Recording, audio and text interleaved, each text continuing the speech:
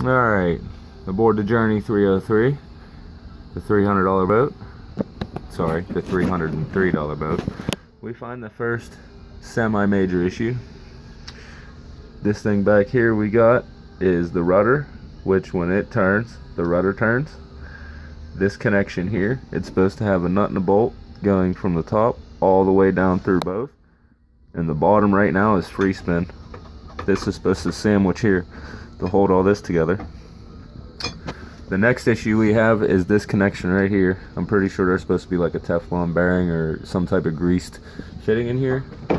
I did find this one on board, which I'll be swapping that out. It looks a lot tighter, at least safer. Then the next issue we have is just a little bit of, it's a 78.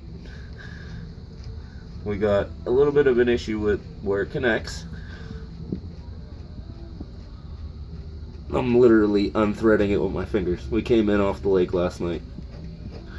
I mean, it's comforting to know this bolt is that long, but look, everything's just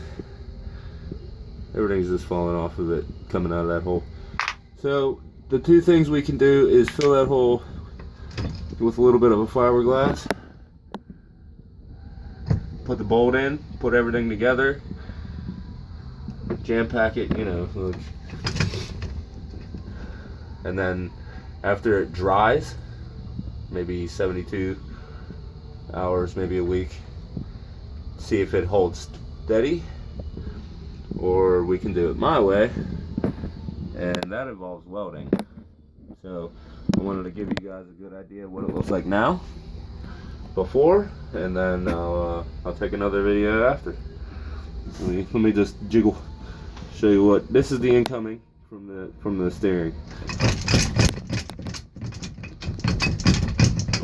Yeah. Alright guys, I'll get back to you.